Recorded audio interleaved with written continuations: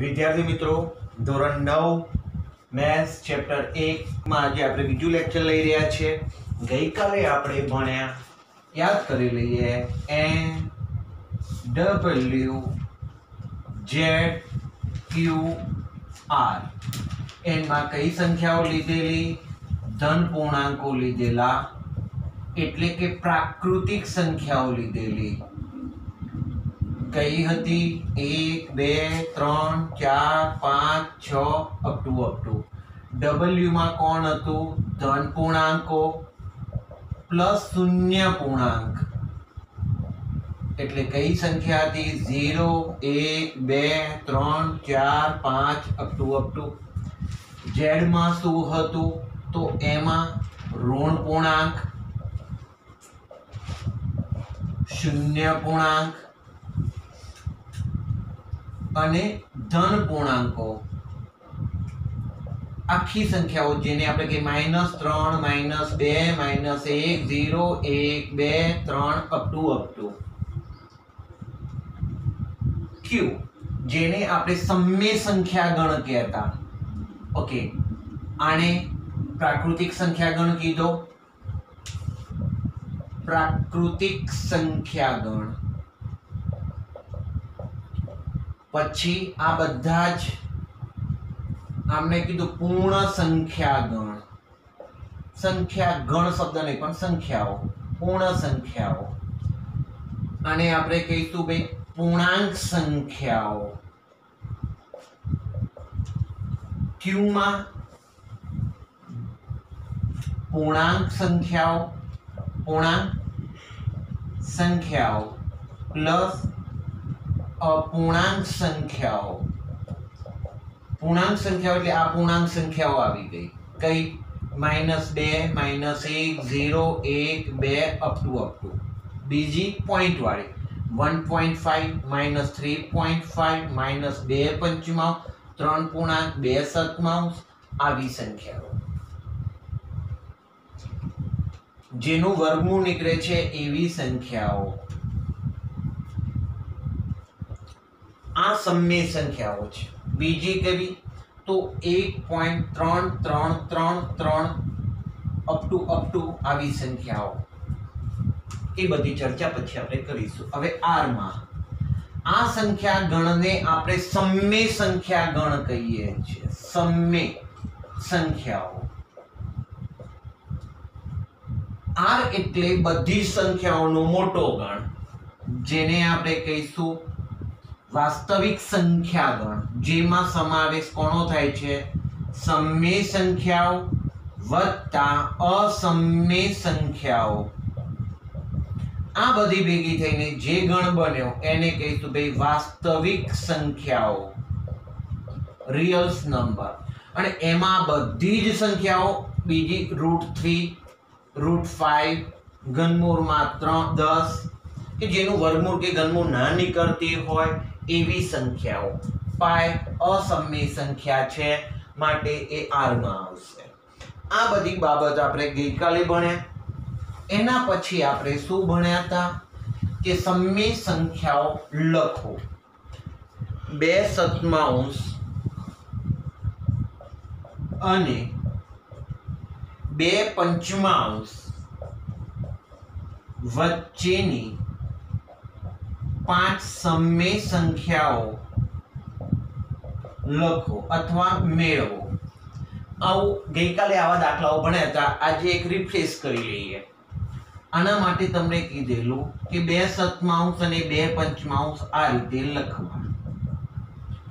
છેદ ઉપર નજર કરો। 7 5, 7 અને 5 નો લસા 35, એટલે બંનેના છેદમાં 35 થવા જોઈએ। તો 7 વાળાને 5 વડે ગુણો અને 5 વાળાને 7 વડે ગુણો। 7 પંચા 35 ને 5 સિત્તા 35 ક્રોસ થઈ જશે। 7 ગુણ્યા 5 ગુણ્યા 5 2 5 ગુણ્યા 7 ગુણ્યા 7 10 છેદમાં 35 14 છેદમાં 35। પહેલા તો છેદ સરખા કરવા માટેનો પ્રયત્ન કરવાનો। સાહેબ છેદ સરખા થઈ ગયા। હવે જોઈએ તો આ બંને વચ્ચે કઈ સંખ્યાઓ કહી શકીએ આપણે? 11 12 ને 13। 11 35 અંશ 12 35 અંશ પણ માગી છે 5 સંખ્યાઓ તો આપણે હજુ આને એક સ્ટેપમાં જો આગળ ગુણવા પડશે ઇઝ ઇક્વલ ટુ જો આને 2 વડે ગુણો તો અહીંયા પણ 2 વડે ગુણવાના અહીંયા 3 વડે ગુણો તો અહીંયા પણ 3 વડે ગુણવાના આપણને જે એડજસ્ટ થશે એ પ્રમાણે ગુણીશું 2 વડે ગુણીએ 2 વડે ગુણીએ તો અહીંયા 20 થઈ જશે અને અહીંયા 28 થઈ જશે તો 10 ગુણ્યા 2 અંશમાં ગુણ્યા તો છેદમાં પણ એટલા વડે જ ગુણવા પડે 14 ગુણ્યા 2 35 ગુણ્યા 2 20 છેદમાં 70 અહીંયા 28 છેદમાં 70 આમ 2 સતમાંશ અને 2 પંચમાંશ વચ્ચેની સમય સંખ્યાઓ કઈ છે 21 છેદમાં 70 22 છેદમાં 70 23 છેદમાં 70 24 છેદમાં 70 25 છેદમાં 70 5 માગી હતી 26 છેદમાં 70 27 છેદમાં 70 છે લખાઈ ગયો તો ગઈકાલનો આપણો આ દાખલો અત્યારે રિફ્રેશ થયો ગઈકાલે આવા તમને દાખલાઓ ઘરેથી હોમવર્કમાં આપવામાં આવેલા છે ચલો આજે આપણે ચર્ચા કરીશું એક શબ્દ હતો કે અસમય સંખ્યાઓ એટલે શું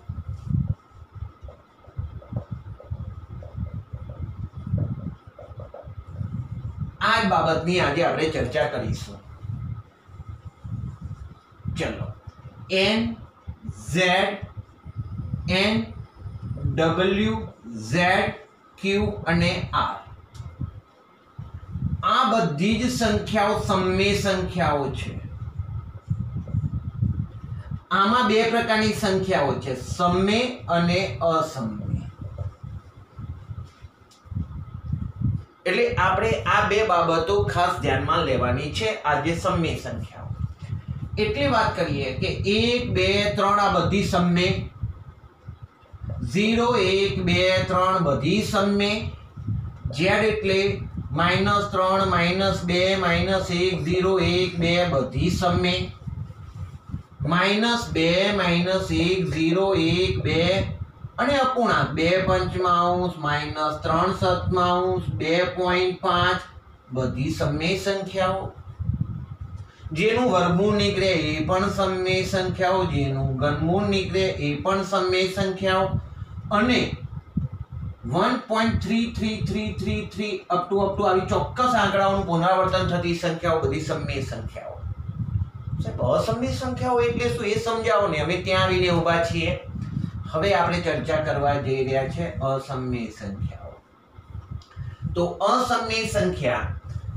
સમય સંખ્યાઓ આ બધી સંખ્યાઓને આપણે p/q સ્વરૂપમાં દર્શાવી શકીએ છીએ પરંતુ અમુક સંખ્યાઓ છે જેને આપણે p/q સ્વરૂપમાં દર્શાવી શકતા નથી તેને અસમય સંખ્યાઓ કહે છે સમજીએ મારી જોડે 1 2 3 4 5 6 7 8 1 2 3 4 5 6 7 8 9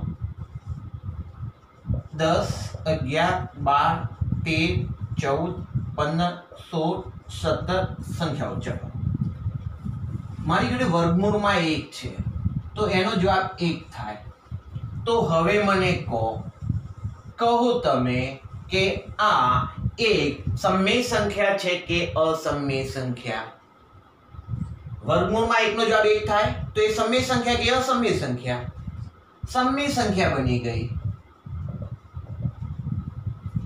આમાં મળે છે ને આપણને ચલો વર્ગમૂળમાં 2 ચલો 2 નું વર્ગમૂળ ક્યાં નીકળે ના સાહેબ 4 હોય તો વર્ગમૂળ 2 થાય પણ 2 નું વર્ગમૂળ તો એનો જવાબ 1.41345887 જે અનંત આંકડાઓ ચાલુ ને ચાલુ રહે છે વર્ગમૂળ 2 નો જવાબ છે 1.4187034788A1132115 અસ્તવ્યસ્ત આંકડાઓ ચાલુ ને ચાલુ રહે છે કોઈ આંકડાઓ ચોક્કસ રીતે પાછા રિપીટ થતા નથી અને કન્ટિન્યુ ચાલુ ને ચાલુ રહે છે તો આવી સંખ્યામાં આને આપણે p/q સ્વરૂપમાં દર્શાવી શકતા નથી તો આવી સંખ્યા અસમમેય સંખ્યા છે. ચલો 3 નું વર્ગમૂળ નથી નીકળતું માટે તે અસમમેય સંખ્યા છે. 4 નું વર્ગમૂળ સર 2 તો એને શું કહેવાય? સમમેય સંખ્યા. 5 નું વર્ગમૂળ ના નીકળે માટે એને કહેવાય અસમમેય સંખ્યા. વર્ગમૂળમાં 6 તો એને કહેવાય અસમમેય સંખ્યા. અહીંયા મને કહેવાય અસમમેય સંખ્યા. આનું વર્ગમૂળ ના નીકળે એટલે એને કહેવાય અસમમેય સંખ્યા. 9 નું વર્ગમૂળ નીકળી જાય 3 માટે એને કેવી સંખ્યા કહીશું? સમમેય સંખ્યા. તો હવે ફ્રેન્ડ્સ, તમને જે ખબર પડી હોય એમાંથી મને થોડું લખાવી શકો કે અસમમેય સંખ્યાઓ કઈ હશે? તો અસમમેય સંખ્યાઓમાં √2, √3, √5, √6, √7, √8, √9 નહીં આવે. 9 નું વર્ગમૂળ તો 3 થઈ જાય તો સમયમાં ગઈ. વર્ગમૂળ 10, વર્ગમૂળમાં √11, √12, √13, √14, √50, √60 નું વર્ગમૂળ તો થઈ જાય 4 તો એ તો સમયમાં જશે. વર્ગમૂળમાં 17, વર્ગમૂળમાં 18, 19, 20, 21, 22, 23, 24, વર્ગમૂળ 25 એટલે 5 થઈ જાય. તો હવે વર્ગમૂળમાં 26, વર્ગમૂળમાં 27, વર્ગમૂળમાં 28 આ બધી અસમમેય સંખ્યાઓ છે. ઓકે, બીજી શોધવી છે. ચલો, 1 નું ઘનમૂળ એટલે 1 નું ઘનમૂળ 1. બોલો, સમમેય કહું કે અસમમેય કહું ભાઈ આને? આ સમમેય સંખ્યા કે અસમમેય સંખ્યા? એક જવાબ આવી ગયો અહીંયા મળે છે માટે કેવી સંખ્યા? સમમેય. 2 નું ઘનમૂળ ના નીકળે, કેવી સંખ્યા કહીશું આને? અસમમેય સંખ્યા. ચલો, 3 નું ઘનમૂળ ના નીકળે માટે અસમમેય સંખ્યા. 4 નું ઘનમૂળ ના નીકળે, અસમમેય સંખ્યા. ઘનમૂળ કોનું નીકળે? તો 8 નું. યાદ કરો, 8 નું ઘનમૂળ કેટલું થાય? 2. કેવી રીતના? 1 નો ઘન 1, 2 નો ઘન 8, 3 નો ઘન 27. તો 1 નું ઘનમૂળ 1 કહેવાય, 8 નું ઘનમૂળ 2 થાય અને 27 નું ઘનમૂળ 3 થાય. એ રીતના 64, 4 નો તો 64 નું ઘનમૂળ 4 થાય. તો એનું ઘનમૂળ નીકળે છે તો એ સમમેય સંખ્યાઓ. પણ જેનું ના નીકળે અસમમેય સંખ્યા. ચલો, 5 નું ઘનમૂળ નથી નીકળતું, અસમમેય સંખ્યા. 6 નું ઘનમૂળ નથી નીકળતું, અસમમેય સંખ્યા. 7 નું ઘનમૂળ નથી નીકળતું તો અસમમેય સંખ્યા. હા સાહેબ, આનું નીકળી ગયું, 2 જવાબ આવી ગયો. લખો તો હવે સમમેય સંખ્યા. 9 નું ઘનમૂળ 3 ના વિચારતા. 27 નું હોય તો 3 થાય ઘનમૂળ ભાઈ, 9 નું 3 ના થાય ઘનમૂળ. તો કેવી સંખ્યા કહેવાય? અસમમેય સંખ્યા. અહીંયા જવાબ મળ્યા તો એમને કીધા સમમેય સંખ્યા. તો અસમમેય સંખ્યાઓ બીજી ચલો એડ કરીએ. આમાં એક તો સમમેય છે, 2 નું ઘનમૂળ, 3 નું ઘનમૂળ, 4 નું ઘનમૂળ, 5 નું ઘનમૂળ, 6 નું ઘનમૂળ, 7 નું ઘનમૂળ, 8 નું ઘનમૂળ. સર, ખોટું લખ્યું તમે. બોલો, 8 નું ઘનમૂળ તો 2 થઈ જાય છે તો સાહેબ સમમેયમાં આવે ને. તો કોણ આવશે? 9 નું ઘનમૂળ, 10 નું ઘનમૂળ. આ અસમમેય સંખ્યાઓ છે. આપણે ઘણી બધી સંખ્યાઓમાંથી અસમમેય સંખ્યાઓ શોધી રહ્યા છે કે કોને અસમમેય સંખ્યાઓ કહેવાય. તો આ લોકોને આપણે અસમમેય સંખ્યાઓ કહીશું. હજુ પણ કેટલીક સંખ્યાઓ છે જે આપણે સમજવાની છે. તો આના માટે આપણે પહેલા બીજી એક સંખ્યા સમજી લઈએ અને સંખ્યા છે ભાઈ પાઈ. કઈ સંખ્યા આપણે કહીએ છીએ ભાઈ? પાઈ અસમમેય સંખ્યા છે. કેમ અસમમેય સંખ્યા છે સાહેબ પાઈ? તો પાઈનો જવાબ પાઈ નો જવાબ 3.147578034716620087 અપ ટુ આ રીતના ચાલ્યા કરે છે, કોઈ ચોક્કસ એનો જવાબ મળતો નથી. તો આપણે જે જવાબ લઈએ છીએ ને પાઈ બરાબર 3.14 એ લગભગ છે, મતલબ આશરે સંખ્યા છે, બાકી એનો જવાબ ફિક્સ 3.14 નથી, એ અસમય સંખ્યા છે. ઓકે, હવે આપણે ભણવા જઈ રહ્યા છીએ. આના પછીની હજુ એક અસમય સંખ્યા આપણે શોધવી છે. ચલો, અસમય સંખ્યામાં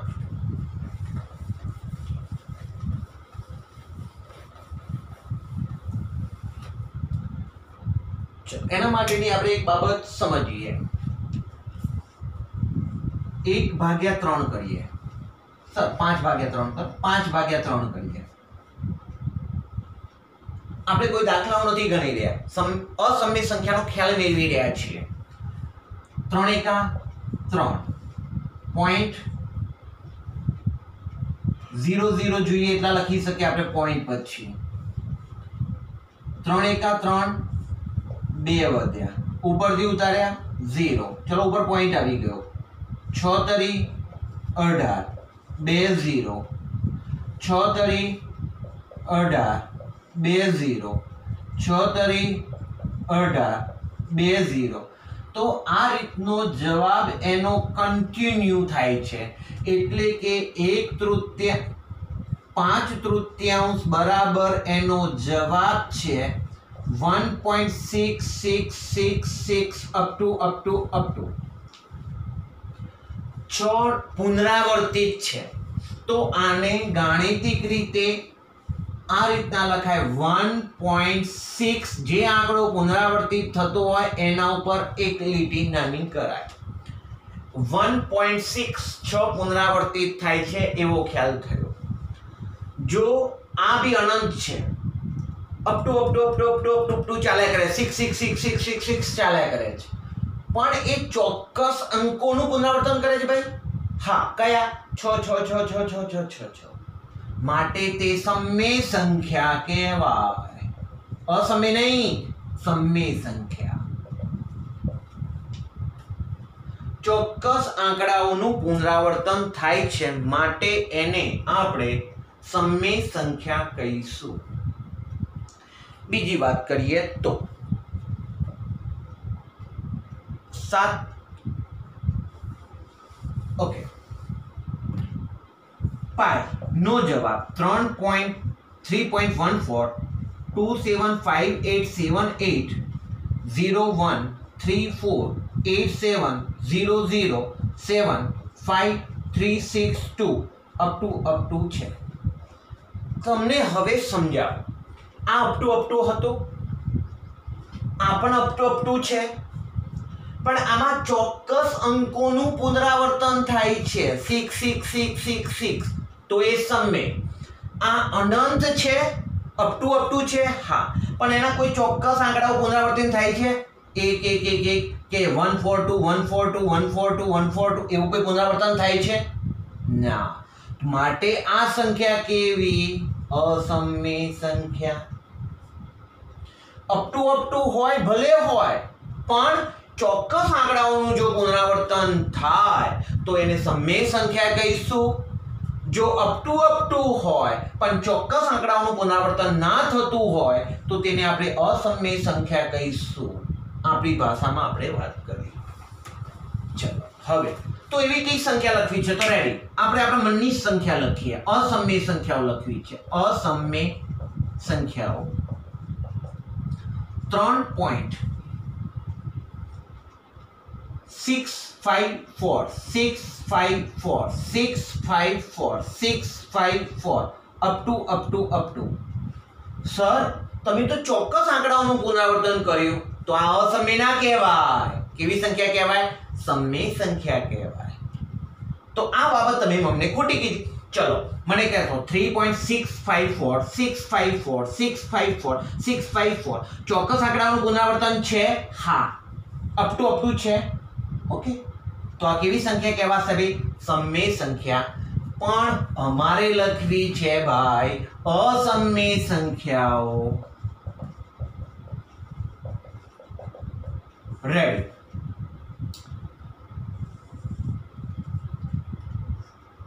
1.3 0 3 0 0 3 0 0 0 3 0 0 0 0 3 0 0 0 0 0 3 અપ ટુ અહીંયા ચોક્કસ આંકડાઓ નથી. પેલા 3 0, પછી 3 0 0, પછી 3 0 0 0, પછી 3 0 0 0 0. ચોક્કસ સંખ્યાનું પુનરાવર્તન. તમને એમ થાય 0 અને 3 પુનરાવર્તન, પણ જુઓ 3 નું ચોક્કસ પણ 0 0 વધતા જાય છે. તો આ સંખ્યાને આપણે કેવી સંખ્યા કહીશું? અસમય સંખ્યા કહીશું. 2 1 કોઈ પણ આંકડો લેવાય. 2.2.4 5 7 8 આવી રીતના કોઈ પણ બધી લખો. 0 7 9 0 2 3 7 9 1 8. મેં આટલું જ લખ્યું. બોલો આ સમય સંખ્યા કે અસમય સંખ્યા? સાહેબ સમય સંખ્યા છે. અસમય સમય છે. અચ્છા તમે અસમયના લિસ્ટમાં લખો છો. મારે અપ ટુ હોવું જોઈએ તો એ અસમય સંખ્યા બને. બાકી આ જ રકમ અહીંયા લખેલી હોય 2.45780790237918 આટલી સંખ્યા લખેલી છે તો એને કેવી સંખ્યા કહીશું? સમય. પણ અપ ટુ હોય અને ચોક્કસ પુનરાવર્તન ના હોય. શું? એક તો કેવું હોય? અપ ટુ હોય અને ચોક્કસ પુનરાવર્તન ન હોય તો એને અસમય કહેવાય. આ ભલે અનિયમિત છે પણ સ્ટોપ થઈ ગઈ આટલી રકમ, તો તમે પાછળના પોઈન્ટ ગણીને P/Q કરી શકશો. ચલો બીજી એક રકમ લઈએ. 3.011011013014015. બોલો સમય કે અસમય? સમય. હા સાહેબ સમય. કેમ? અપ ટુ નથી કર્યું તમે. હવે હું અપ ટુ કરું તો કેવી બની ગઈ? અસમય. બાકી આ સંખ્યા અહીંયા હોત તો સમય હોત. તો 1.01 001 0001 00001 આટલે સ્ટોપ થઈ ગયા. બોલો સમય સંખ્યા કે અસમય સંખ્યા? સમય સંખ્યા. કેમ અપ ટુ નથી? કેમ અપ ટુ નથી? સમય સંખ્યા. સમય. આ અપ ટુ છે અને ચોક્કસ આંકડાઓનું પુનરાવર્તન નથી માટે અસમય સંખ્યાઓ. તો અસમય સંખ્યાઓમાં ટોપિક યાદ રાખીશું. જેનું વર્ગમૂળ આખું ના નીકળે, જેનું ઘનમૂળ ના નીકળે, અને આવી સંખ્યાઓ કે જે અનંત હોય અને ચોક્કસ આંકડાનું પુનરાવર્તન ના થતું હોય તો તેને અસમય સંખ્યા કહીશું. અને એક વિશિષ્ટ સંખ્યા પાઈ અસમય સંખ્યા છે. તો આ બાબતો આપણે સમજી ગયા. હવે તમારે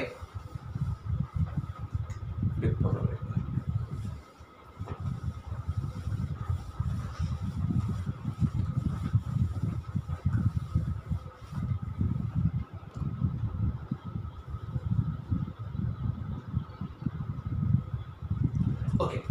હવે દોસ્તો અસમય સંખ્યાઓ ની ચર્ચા કરીએ છીએ. ચલો વાત કરીશું સમય સંખ્યાઓ. સામે લઈએ અસમય સંખ્યાઓ. ફરીથી બાબતું સમજાવું તમને. વર્ગમૂળમાં 4 તો એનો જવાબ નીકળે 2. તો કેવી સંખ્યા? સમય સંખ્યા. વર્ગમૂળમાં 5 જેનું વર્ગમૂળ ના નીકળે માટે કેવી સંખ્યા? અસમય સંખ્યા. ધારો કે વર્ગમૂળમાં 9 તો 3 કેવી સંખ્યા? સમમેય સંખ્યા. વર્ગમૂળમાં 10 જેનું વર્ગમૂળ ના નીકળે તો કેવી સંખ્યા? અસમમેય સંખ્યા. વર્ગમૂળમાં 25 તો 5 કેવી સંખ્યા? સમમેય સંખ્યા. ચલો હવે વાત કરીએ 25 ની જગ્યાએ 125 કરીએ અને અહીંયા ઘનમૂળ કરીએ. બોલો 125 નું ઘનમૂળ નીકળે 5. હા, તો કેવી સંખ્યા? સમમેય સંખ્યા. પણ 125 નું વર્ગમૂળ ના નીકળે. હવે અહીંયા છે સમજો કે 100 નું ઘનમૂળ. 100 નું વર્ગમૂળ 10 થાય, ખબર છે સાહેબ, પણ 100 નું ઘનમૂળ ના નીકળે તો કેવી સંખ્યા કહીશું એને? અસમમેય સંખ્યા. એ બાબત જોઈ. બીજી વાત, આમાં એક વિશિષ્ટ સંખ્યા કઈ ભાઈ? પાય. કેવી સંખ્યા છે? અસમમેય સંખ્યા. ચલો રેડી. 1.3333 અપ ટુ કેવી સંખ્યા કહેવાની આપણે એને? સમમેય સંખ્યા. 5.23232323 અપ ટુ કેવી સંખ્યા? સમમેય સંખ્યા. પણ અહીંયા 1.0300300030003 અપ ટુ કેવી સંખ્યા કહીશું એને? અસમમેય સંખ્યા કહીશું. અહીંયા 1.189750430099007823754 અપ ટુ તો કેવી સંખ્યા કહીશું એને? અસમમેય સંખ્યા કહીશું. ચોક્કસ રીતે પુનરાવર્તન થતા નથી, અનંત સુધી છે. હવે 1.787900178 ચોક્કસ આંકડાઓ પુનરાવર્તિત નથી, પરંતુ અપ ટુ નથી લખેલું અહીંયા, માટે કેવી સંખ્યા આને આપણે કહીશું ભાઈ? સમમેય સંખ્યા. ચલો અસમમેય સંખ્યામાં 1.010010000000100000001 અપ ટુ હોવા જોઈએ તો કેવી સંખ્યા કહીશું એને? અસમમેય સંખ્યા કહીશું. તો હવે આપણે આ સમમેય સંખ્યાઓ અસમમેય સંખ્યાઓ વિશે થોડી સમજીએ. આ બધું આના કોઈ દાખલાઓ નથી, પરંતુ આનું એક અન્ડરસ્ટેન્ડિંગ આપણે સમજણ મેળવવાની હતી કે અસમમેય સંખ્યાઓ કોને આપણે કહીએ છીએ ગણિતની ભાષામાં. હવે આજે મસ્ત દાખલાઓ ભણવા જઈ રહ્યા છીએ. દશાંશ અભિવ્યક્તિ શોધો. દશાંશ અભિવ્યક્તિ શોધો.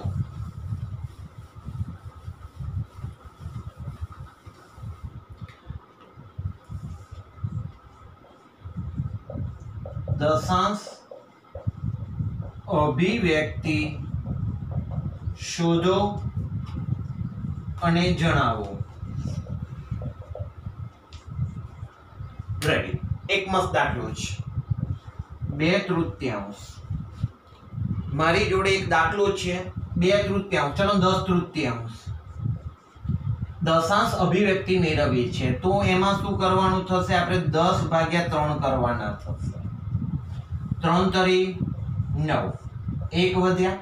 પોઈન્ટમાં આપણે જવાબ લાવી શકીએ 0 0 0 0 0 કરી શકીએ. અહીંયા લીધો 0. 3 તરી 9. 1 0. 3 તરી 9. 1 0. 3 તરી 9. 1 0. 3 તરી 9. ચાલ્યા કરે છે અપ ટુ. તો એનો મીનિંગ શું થયો આપણા માટે કે 10/3 બરાબર 3.33333 અપ ટુ. તો આને સાંકેતિક ભાષામાં 3 પોઈન્ટ. કયા આંકડાઓનું પુનરાવર્તન થાય છે પોઈન્ટ પછી? 3 નું. તો 3 લખ્યા પછી એના ઉપર એક લીટી કરવાની. સર 1.23232323 હોત તો આને આપણે એવું લખત 1.2 અને 3 ઉપર લીટી આવે. ક્યારેક એવું બી બને 5.478478478478 અપ ટુ તો આને 5.478 ત્રણેયના ઉપર લીટી આવશે આ રીતનું. અહીંયા જુઓ આનો જવાબ અનંત મળે છે. ફાઇનલ અપ ટુ માં છે તો અનંત કહેવાય તો ફાઇનલ. તો અહીંયા આપણે જવાબ લખીશું 10/3 દશાંશ અભિવ્યક્તિ અનંત સુધી છે. અનંત અને ચોક્કસ આંકડાઓનું પુનરાવર્તન છે. હા સાહેબ, ચોક્કસ આંકડાઓનું તો એને આવૃત કહેવાય અને ચોક્કસ આંકડાઓ ના હોય તો અનાવૃત કહીશું. આવૃત અનંત આવૃત છે.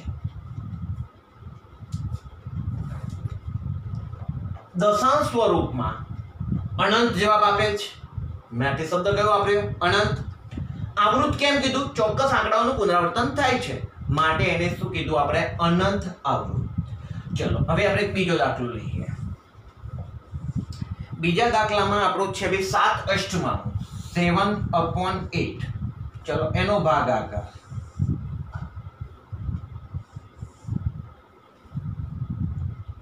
7 અષ્ટમાંશ તો 7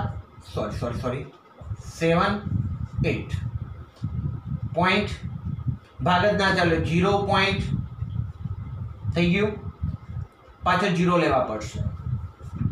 તો આપણો જવાબ હવે 8 થી ચાલુ થશે. 8 × 8 = 64 6 વધ્યા 0 7 8 56 4 0 8 પંચાને 40. ઓ સર પૂરું થઈ ગયા તો અટકી ગયા. હવે કે અપ ટુ ચાલતું નથી તો અનંત શબ્દ નહીં આવે. આ તો શાંત થઈ ગયું ભાઈ, શાંત. અપ ટુ નથી તો આને કહેવાશે 7 અષ્ટમાંશની દશાંશ અભિવ્યક્તિ શાંત દશાંશ સ્વરૂપમાં છે. શાંત કહેવાય, અનંત ના કહેવાય. અનંતનો વિરોધી શબ્દ અહીંયા આવશે શાંત. આવૃત ચોક્કસ આંકડાઓનું પુનરાવર્તન એટલે આવૃત. હવે આમાં તો અપ ટુ છે ને ચોક્કસ શાંત દશાંશ સ્વરૂપમાં છે 8.775. ચલો હજુ એક ત્રીજો દાખલો આપણે જોઈ લઈએ. 1/7 1/7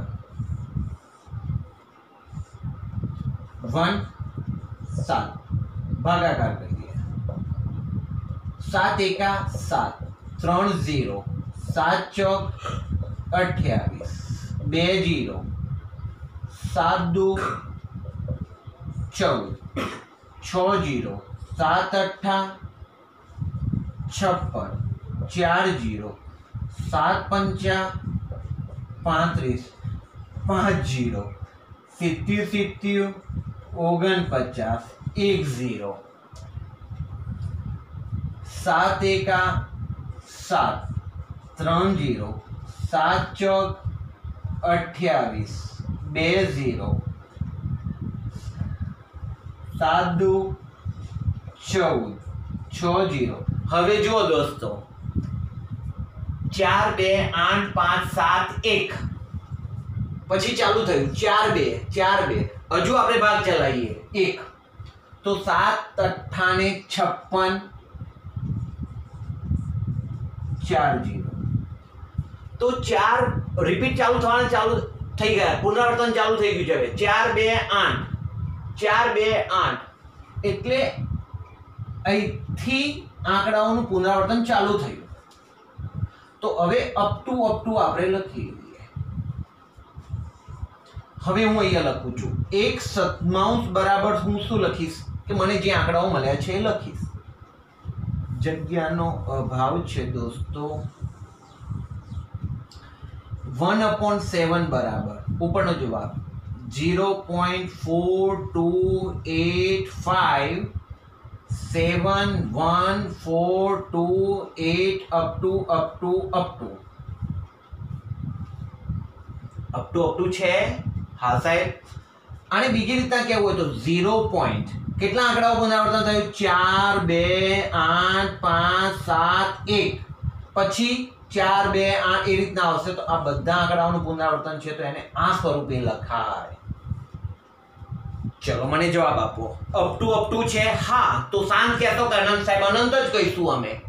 ચલો ચોક્કસ આંકડાનું પુનરાવર્તન છે. હા તો એને શું કહીશું ભાઈ? આવૃત. તો જવાબ લખાશે 1/7 ની દશાંશ અભિવ્યક્તિ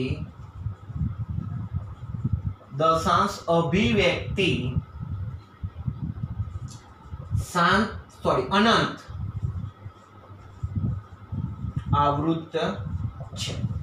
તો આ આપણા માટે દશાંશ અભિવ્યક્તિના દાખલાઓ થઈ ગયા. તમને આવા હોમવર્કમાં આપવામાં આવશે જે તમારે ઘરેથી કરવાના રહેશે. જે તમને પીડીએફ એક પેજમાં આપવામાં આવશે જે તમારે ઘરે એનું કામકાજ કરવાનું રહેશે. બીજા પ્રેક્ટિસ માટેના દાખલાઓ હજુ એકાદ આપણે લઈ લઈએ.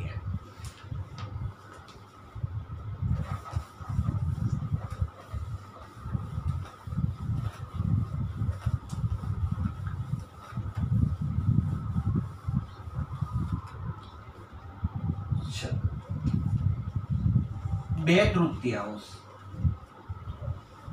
તૃતીયાંશ સર 2/3 કરો.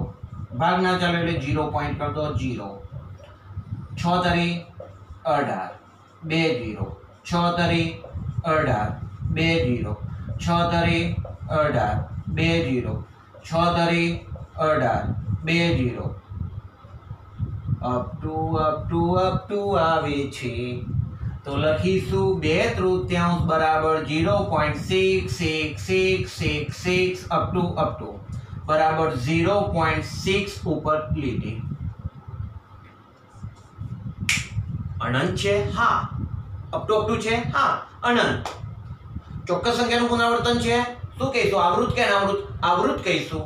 તો લખાશે 2/3 ની દશાંશ અભિવ્યક્તિ અનંત આવૃત છે. બીજો એક આપણે દાખલો લઈ લઈએ. 37/4 નો જવાબ આપણે મેળવવો છે. 37/4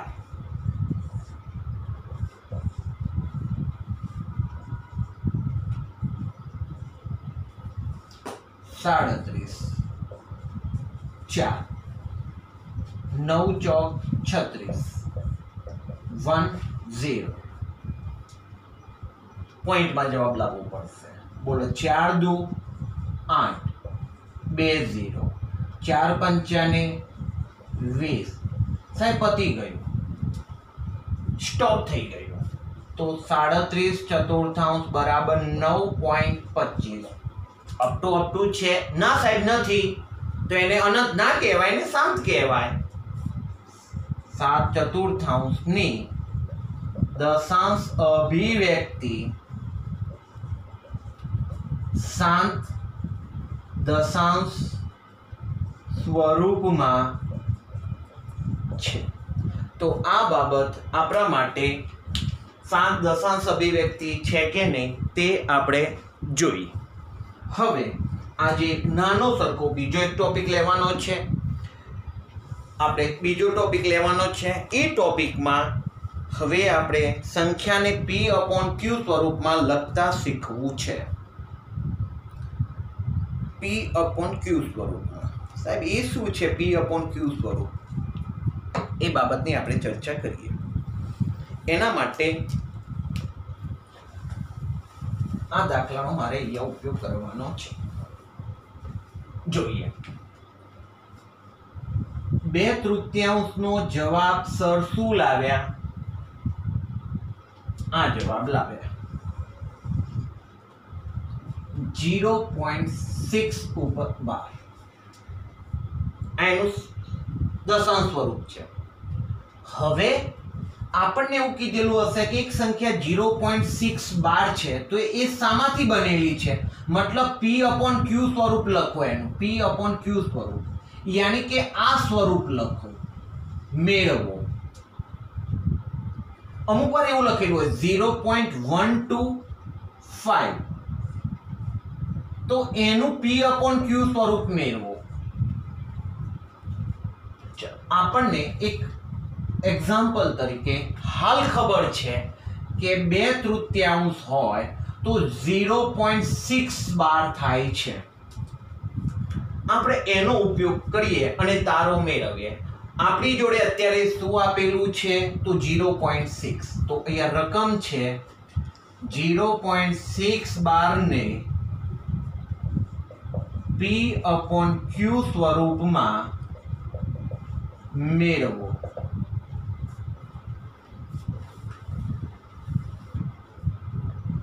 દાખલા ચાલુ થયા, p/q સ્વરૂપમાં મેળવો સંખ્યાઓને.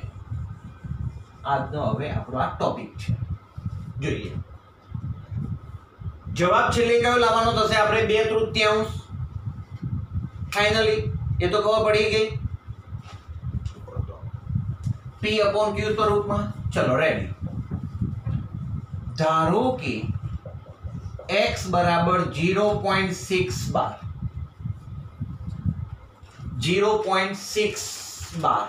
આપણે લીધા માટે x બરાબર, સાહેબ તમે 6 ક્યારે કર્યા હોય?